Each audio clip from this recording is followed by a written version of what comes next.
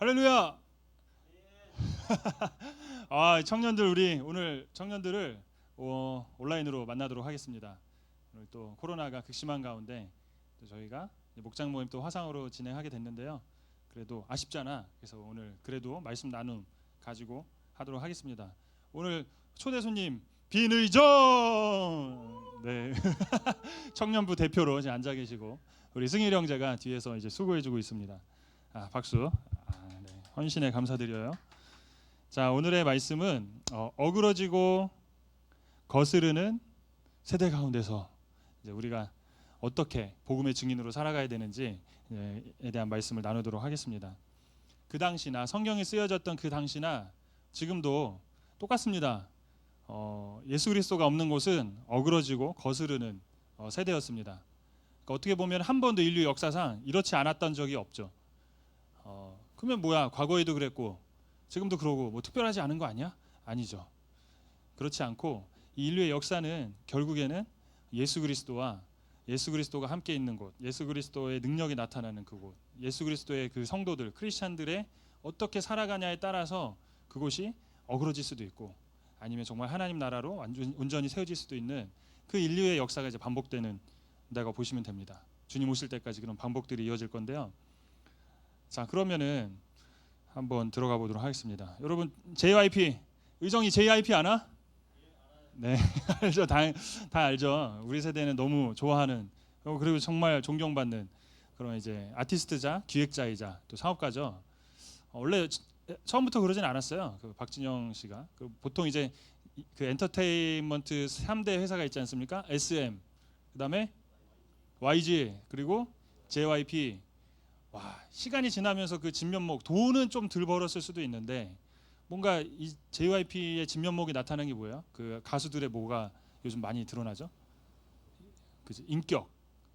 막 다른 대표들 계속 구설수에 오르고 있지 않습니까? 그리고 또 가수들도 막 여러 가지 문제 계속 맞닥뜨리고 있는데 JYP가 어떻게 그 자기 가수들한테 겸손을 가르치고 할 때 이런 얘기들 많이 나오잖아요.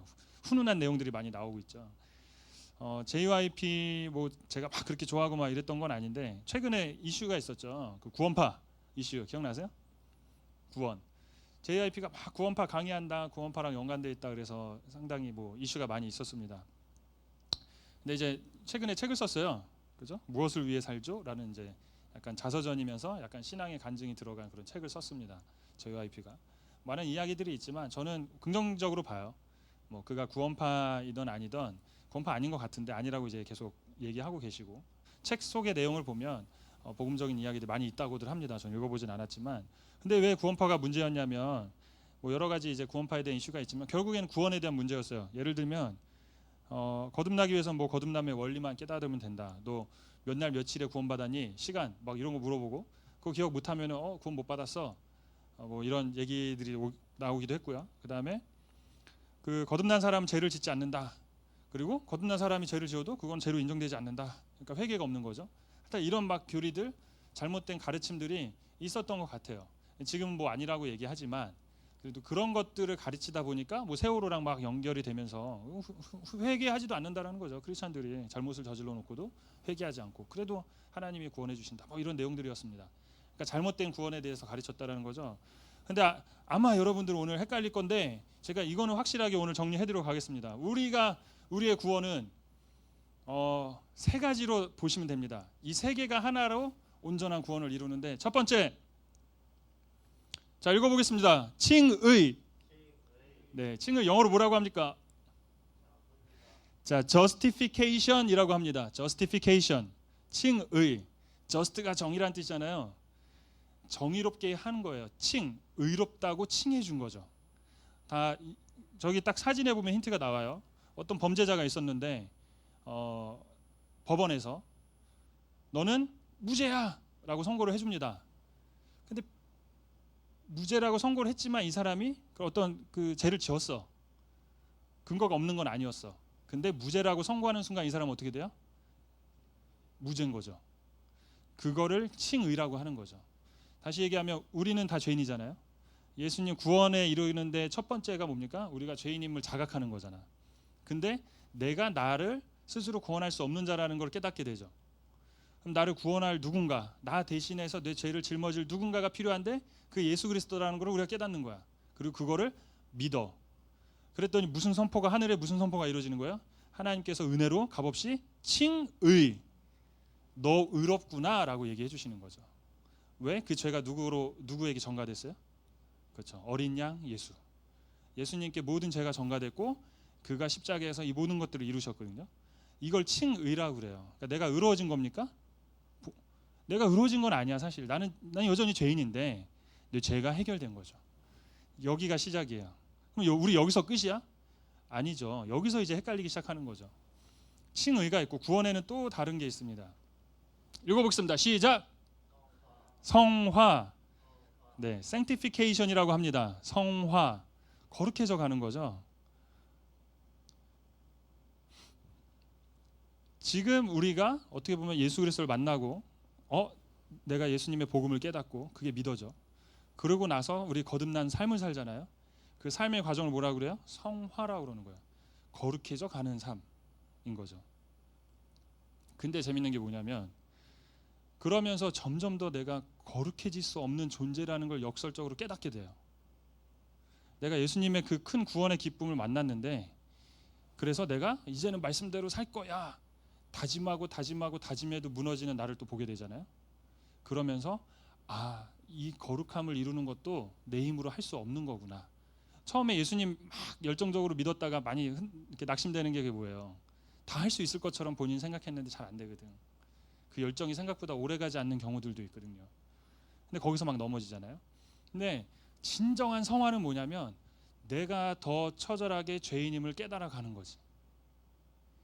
그러니까 예전에는 내가 할 수 있을 거라 생각했고 내가 말씀 묵상 다 하루도 빠짐없이 하면 내가 거룩해질 거라 생각했는데 그럼에도 불구하고 살아서 움직이는 내 안의 그 죄악들을 보면서 진짜 나를 구원할 수 있는 분은 예수 그리스도밖에 없는 것이 맞구나. 이게 더 깊이 깨달아지는 거죠.